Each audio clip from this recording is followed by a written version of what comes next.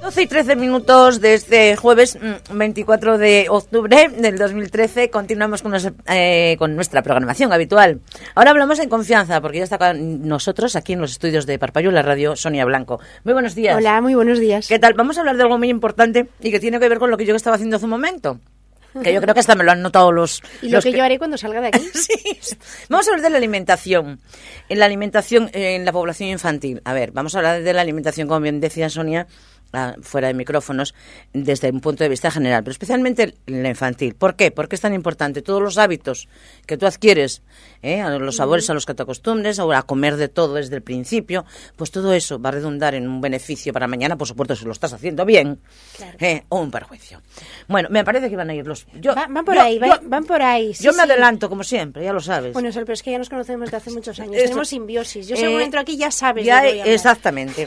Bueno, entonces vamos a hablar, yo creo, lo más importante, esa alimentación variada en la que existen tanto médicos y nutricionistas, que es la gran paradoja, ¿no? Sí, la gran paradoja, obviamente en un sentido muy claro, y es en el sentido en el que hay un porcentaje escandalosamente elevado de personas que no tienen acceso a la alimentación, ¿no?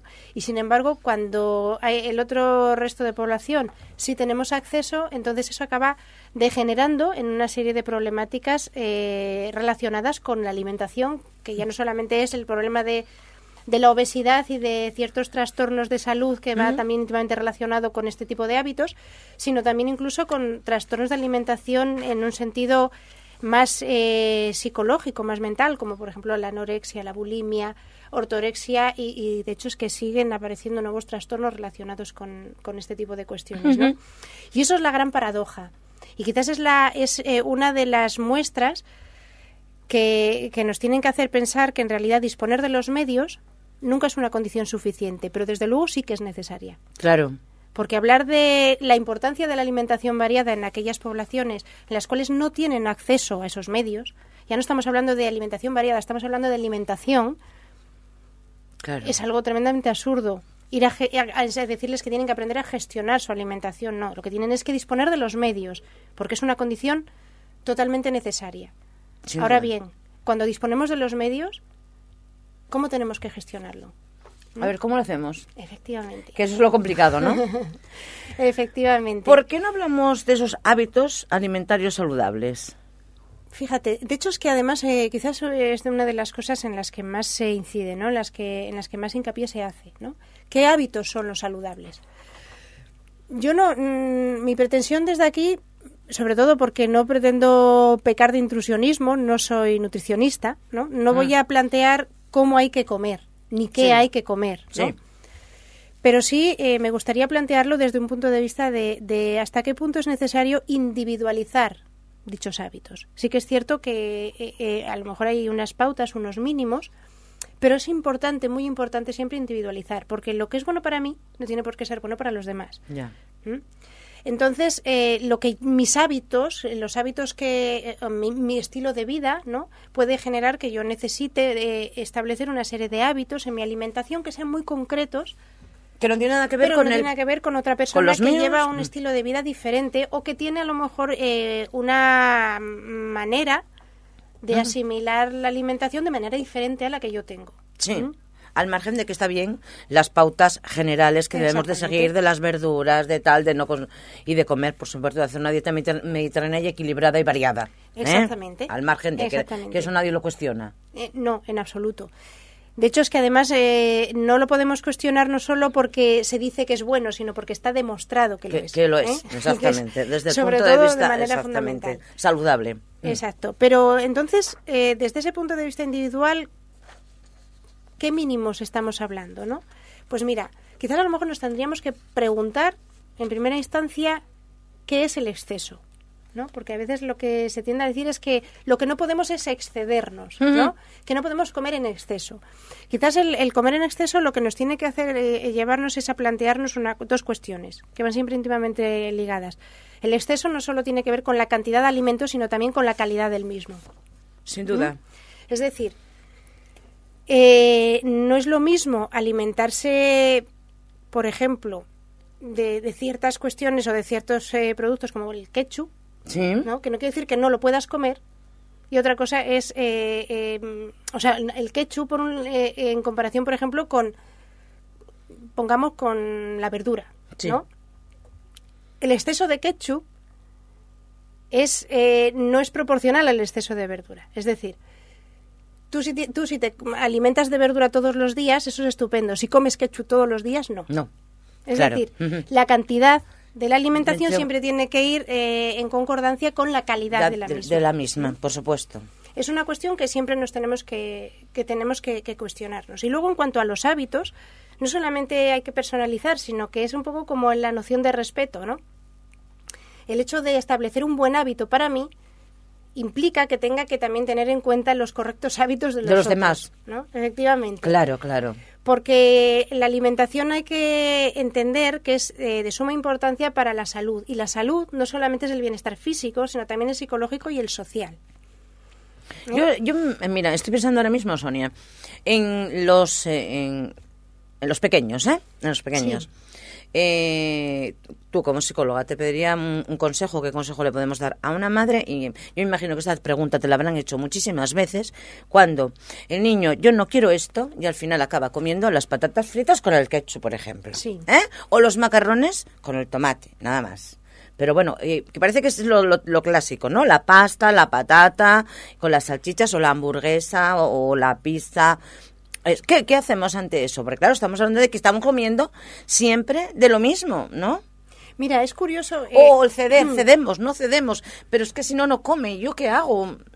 Ya, pero a lo mejor lo que nos tenemos que preguntar es por qué come de eso y no come de otras cosas, Ya, ¿no? sí, Porque sí. a lo mejor resulta que el tomate no lo quiere probar, pero sin embargo si va incluido en la pizza, y tomate no me refiero al tomate frito, sino el tomate natural. tomate natural, tomate en rodajas, pero sin embargo si va en la pizza sí que lo come, ¿no? Ujú.